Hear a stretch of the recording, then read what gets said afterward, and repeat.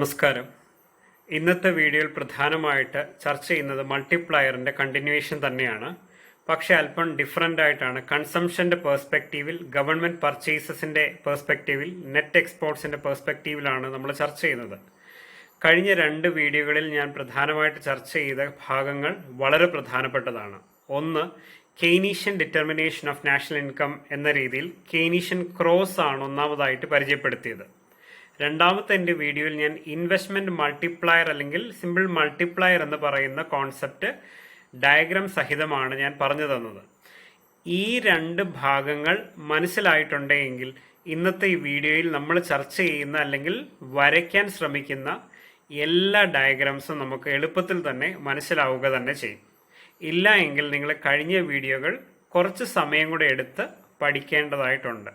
അപ്പം ഞാൻ ഇന്നത്തെ വീഡിയോയിലേക്ക് പ്രവേശിക്കുകയാണ്. ഇന്നത്തെ സ്ലൈഡുകളിലേക്ക് പ്രവേശിക്കുമ്പോൾ ഒന്നാമത് നിങ്ങളുടെ സിലബസിൽ കൊടുത്തിരിക്കുന്ന ഭാഗം ഇങ്ങനെയാണ്: ദ മൾട്ടിപ്ലയർ മോഡൽ. മൾട്ടിപ്ലയർ തന്നെ house hold target wealth, collateral and consumption spending എന്നുള്ള ഒരു ആംഗിളിലൂടെയാണ് നമ്മൾ ഇന്ന് ചർച്ച ചെയ്യുന്നത്. ഇനി എന്താണ് നിങ്ങളുടെ കൺസംഷനിൽ വന്നിട്ടുള്ള മാറ്റങ്ങൾ, എപ്രകാരമാണ് നിങ്ങളുടെ മൾട്ടിപ്ലയറിനെ മാറ്റാൻ കാരണമാകുന്നു എന്നതാണ് നമ്മളിവിടെ ചർച്ച ചെയ്യുന്നത്. ഒന്നുകൂടെ ഞാൻ പറയുകയാണ്, കൺസംഷൻ ഞാൻ 4 ഫാക്ടേഴ്സ് ആണ് അല്ലേ, 4 നമ്മുടെ കെയ്നീഷ്യൻ ഡിറ്റർമിനേഷനകത്ത് അഗ്രിഗേറ്റ് ഡിമാൻഡിന്റെ 4 കമ്പോണൻസ്. അഗ്രിഗേറ്റ് ഡിമാൻഡിന്റെ 4 കമ്പോണൻസ് ഏതൊക്കെയാണ്?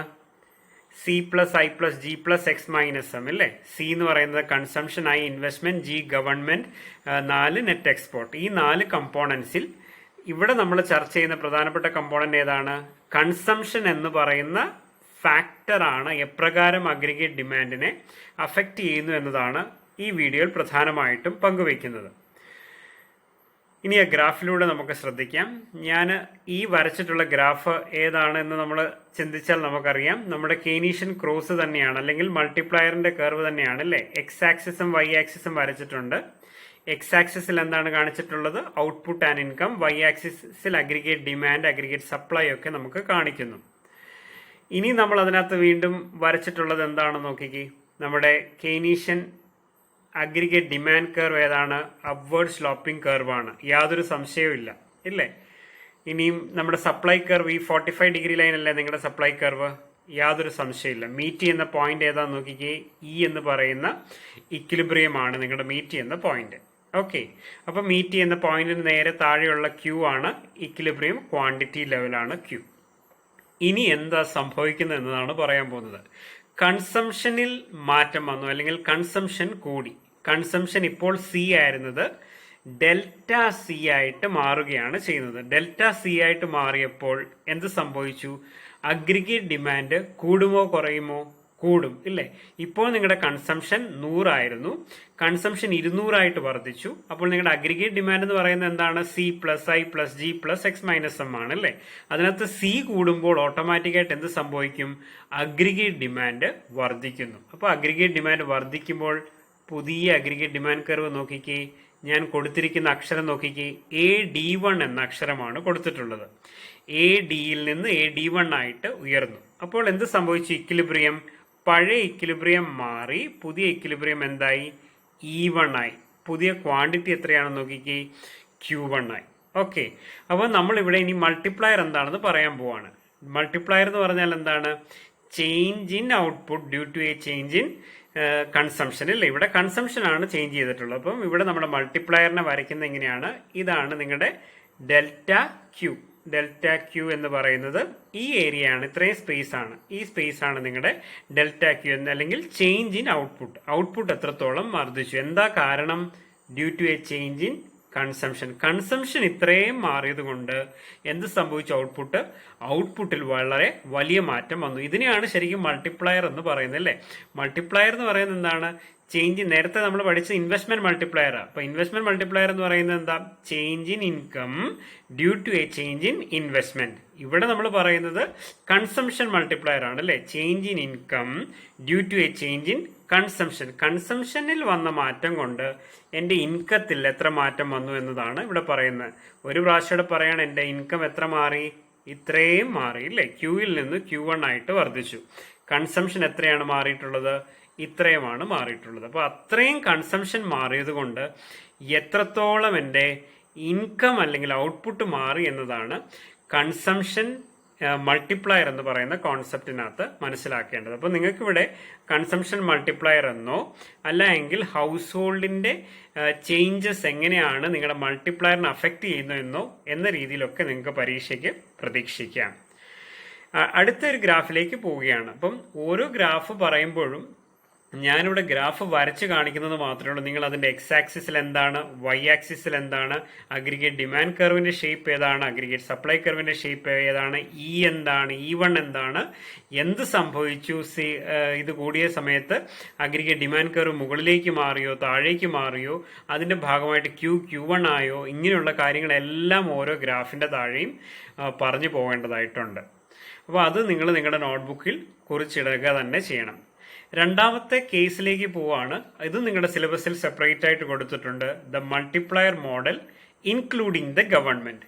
ഇനി നമുക്ക് ഗവൺമെന്റിനെ കൂടെ ഉൾപ്പെടുത്തുമ്പോൾ മൾട്ടിപ്ലയറിൽ എന്ത് മാറ്റമാണ് വരുന്നതെന്ന് പറയാം അല്ലേ. ഗവൺമെന്റിന് ഇതിനകത്ത് പ്രാധാന്യം ഉണ്ടല്ലേ. നിങ്ങൾ ആ ഇക്വേഷൻ എന്താണ്, നമ്മുടെ C+I+G+X-M അല്ലേ. ഇതിനകത്ത് ഗവൺമെന്റ് ഏതാണ്, G ആണ് നമ്മുടെ ഗവൺമെന്റ് എന്ന് പറയുന്നത്. അപ്പോൾ ഇനി എന്ത് സംഭവിച്ചു എന്നത് വീണ്ടും ഗ്രാഫിലൂടെ തന്നെ ഞാൻ കൊണ്ടുപോവുകയാണ്. നിങ്ങളുടെ അഗ്രിഗേറ്റ് ഡിമാൻഡ് കർവ്, പഴയ അഗ്രിഗേറ്റ് ഡിമാൻഡ് കർവ് ഇതാണ്. നിങ്ങളുടെ സപ്ലൈ കർവ്, ഈ അപ്വേർഡ് സ്ലോപ്പിംഗ് ആണ് നിങ്ങളുടെ സപ്ലൈ കർവ്. എന്ത് സംഭവിച്ചു, നിങ്ങളുടെ ഇക്വിലിബ്രിയം Q ആയിരുന്നു അല്ലേ. ഇനി ഗവൺമെന്റിന്റെ പർച്ചേസസ് കൂടി, അല്ലെങ്കിൽ ഗവൺമെന്റ് കൂടുതൽ അളവിൽ ചെലവാക്കാൻ തുടങ്ങി. അപ്പോൾ അതിന്റെ ഭാഗമായിട്ട് എന്ത് സംഭവിക്കുന്നു, അഗ്രിഗേറ്റ് ഡിമാൻഡ് കർവ് മുകളിലേക്ക് ഷിഫ്റ്റ് ചെയ്യുന്നു, D1ലേക്ക് ഷിഫ്റ്റ് ചെയ്യുന്നു. പുതിയ ഇക്വിലിബ്രിയം എന്താണ്, E1 ആണ് അല്ലെ. പുതിയ ക്വാണ്ടിറ്റി എന്ന് പറയുന്നത് Q1, പഴയ ക്വാണ്ടിറ്റിയാണ് Q എന്ന് പറയുന്നത്. അപ്പോൾ ഇനി എന്താ മൾട്ടിപ്ലയർ, ഇവിടെ മൾട്ടിപ്ലയർ എങ്ങനെയാണ് കണ്ടുപിടിക്കുന്നത്, മൾട്ടിപ്ലയർ എന്ന് പറയുന്നത് ചേഞ്ച് ഇൻ ഔട്ട്പുട്ട് അല്ലെങ്കിൽ ഇൻകം, ഇത്രയാണ് മാറിയിട്ടുള്ളത് അല്ലേ. Qയിൽ നിന്ന് Q1 ആയിട്ട് വർദ്ധിച്ചു. എന്ത് കാരണമാണ്, ഗവൺമെന്റിന്റെ പർച്ചേസസ് എത്ര കൂടി, ഡെൽറ്റ G എന്ന് പറയുന്നത് കൂടി. ഗവൺമെന്റിന്റെ പർച്ചേസസ് കൂടിയതിന്റെ ഭാഗമായിട്ട് എത്രത്തോളമാണ് എൻ്റെ ക്വാണ്ടിറ്റിയിൽ വന്നിട്ടുള്ള അല്ലെങ്കിൽ ഇൻകത്തിൽ വന്നിട്ടുള്ള മാറ്റമാണ് ഗവൺമെന്റ് മൾട്ടിപ്ലയർ എന്ന് പറയുന്നത്. ഓക്കെ, ഗവൺമെന്റ് സ്പെൻഡ് ചെയ്യുന്നതിന്റെ ഭാഗമായിട്ടാണ് അഗ്രിഗേറ്റ് ഡിമാൻഡ് കർവ് മുകളിലേക്ക് മാറുന്നത്. ഞാൻ ഒരു കാര്യം ചോദിച്ചോട്ടെ, ഗവൺമെന്റ് ടാക്സ് റേറ്റ് കൂട്ടി. ടാക്സ് റേറ്റ് കൂട്ടുമ്പോൾ എന്ത് സംഭവിക്കും, നമുക്ക് ചെലവാക്കാൻ പറ്റുന്നതിന്റെ പരിധി കുറയും അല്ലേ. അപ്പോൾ എന്ത് സംഭവിക്കാം, നമുക്ക് നമ്മുടെ അഗ്രിഗേറ്റ് ഡിമാൻഡ് കർവ് മുകളിലേക്ക് പോകുമോ, ഇല്ല, അഗ്രിഗേറ്റ് ഡിമാൻഡ് കർവ് താഴേക്ക് മാറുകയാണ് ചെയ്യുന്നത്. അപ്പം ഞാൻ നിങ്ങൾക്കൊരു ഹോംവർക്ക് തരികയാണ്. നിങ്ങൾ എന്നെ കേൾക്കുന്ന വിദ്യാർത്ഥികൾ, നിങ്ങൾ ചെയ്യേണ്ടത് ഇതുപോലെ തന്നെ ഗവൺമെന്റ് ചെലവുകൾ കൂടുമ്പോൾ അഗ്രിഗേറ്റ് ഡിമാൻഡ് കർവ് മുകളിലേക്ക് പോകുന്നു, ഗവൺമെന്റിന്റെ ടാക്സ് കൂടുമ്പോൾ നമ്മുടെ കൺസംഷൻ അല്ലെങ്കിൽ ചെലവാക്കുന്നതിന്റെ പരിധി നമുക്ക് കുറയുകയാണ് ചെയ്യുന്നത് അല്ലേ. അപ്പോൾ അഗ്രിഗേറ്റ് ഡിമാൻഡ് കർവ് താഴേക്ക് മാറുന്നു. അത് നിങ്ങളൊന്ന് പ്ലോട്ട് ചെയ്യുകയാണ് ചെയ്യേണ്ടത്. അപ്പോൾ നിങ്ങൾ എന്ത് ചെയ്യണം, ഇപ്പം ഗവൺമെന്റിന്റെ റോളിനെ കുറിച്ച് പറയുമ്പോൾ ഗവൺമെന്റ് എങ്ങനെയാണ് ഇൻക്രീസ് ചെയ്യുന്നത്, മൾട്ടിപ്ലയറിനകത്ത് എങ്ങനെയാണ് കടന്നു വരുന്നത് എന്നത് പറയാനായിട്ട് സാധിക്കണം. മൂന്നാമത്തെ ഗ്രാഫിലേക്ക് വീണ്ടും നിങ്ങളെ കൊണ്ടുപോവുകയാണ്. നെറ്റ് എക്സ്പോർട്ട് എന്ന് പറയുന്ന കോൺസെപ്റ്റാണ്. നെറ്റ് എക്സ്പോർട്ട് എന്ന് പറയുന്നത് പ്രധാനമായിട്ട് ഞാൻ നിങ്ങളോട് പറഞ്ഞിട്ടുണ്ട്, എക്സ്പോർട്ട് മൈനസ് ഇമ്പോർട്ട് ആണ് അല്ലേ.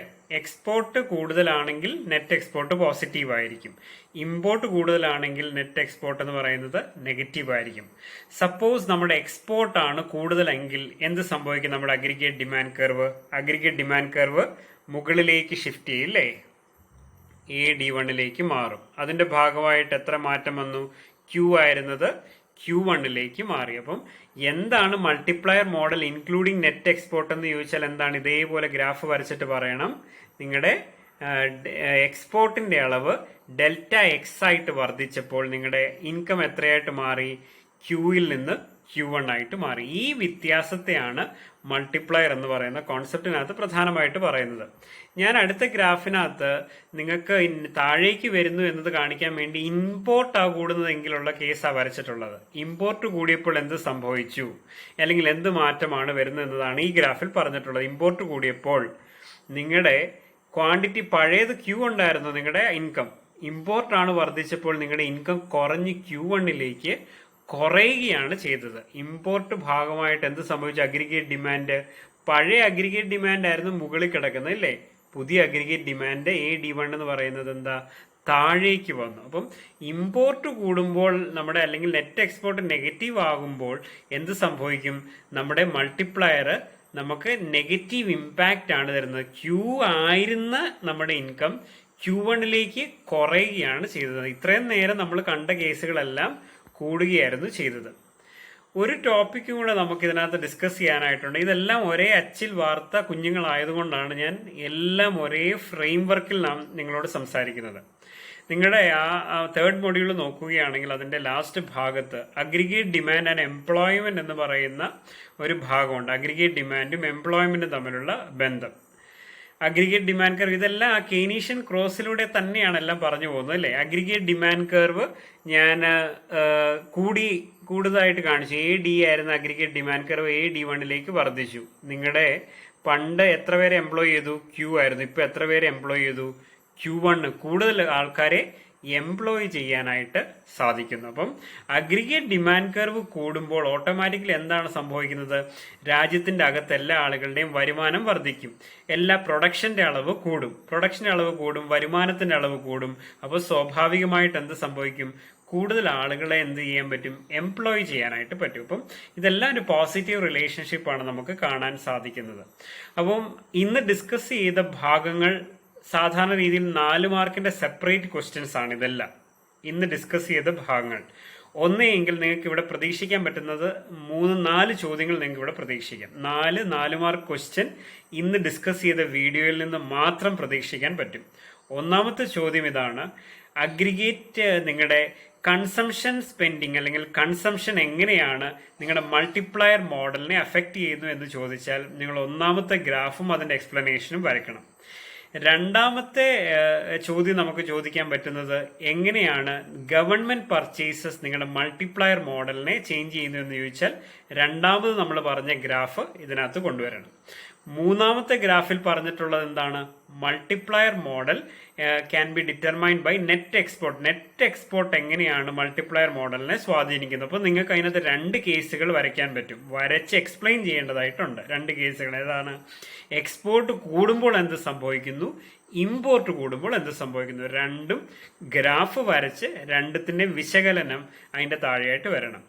നാലാമതായിട്ട് ചോദിക്കാൻ പറ്റിയ ഒരു ചോദ്യം, what is the relationship between aggregate demand and employment. Aggregate ഡിമാൻഡും എംപ്ലോയ്മെന്റും തമ്മിലുള്ള ബന്ധം എടുത്തു പറയാൻ ചോദിച്ചാൽ ഇപ്പോൾ ഈ കാണുന്ന ഗ്രാഫും അതിന്റെ എക്സ്പ്ലനേഷനും പറയണം. എങ്ങനെയാണ് അഗ്രിഗേറ്റ് ഡിമാൻഡ് കൂടുന്നതിന്റെ ഭാഗമായിട്ട് വരുമാനം കൂടുന്നു, ഔട്ട്പുട്ട് കൂടുന്നു, എംപ്ലോയ്മെന്റ് കൂടുന്നു. അപ്പോൾ ആ രീതിയിൽ വിശകലനം ചെയ്യാനായിട്ട് പറ്റണം. ഇന്നത്തെ ഈ വീഡിയോയിലെ എല്ലാ ഗ്രാഫും ഇമ്പോർട്ടൻ്റ് ആണ്. എല്ലാ ഗ്രാഫും ഇമ്പോർട്ടൻ്റ് എന്ന് പറഞ്ഞാൽ എല്ലാ ഗ്രാഫും വരച്ച് എക്സ്പ്ലെയിൻ ചെയ്തെങ്കിൽ മാത്രമേ നമുക്ക് അതിന്റെ ഭാഗം പൂർണ്ണമാകത്തുള്ളൂ. അപ്പോൾ അതോടുകൂടി നമുക്ക് ആ മൊഡ്യൂൾ നമുക്ക് അവസാനിപ്പിക്കാൻ സാധിക്കും. താങ്ക്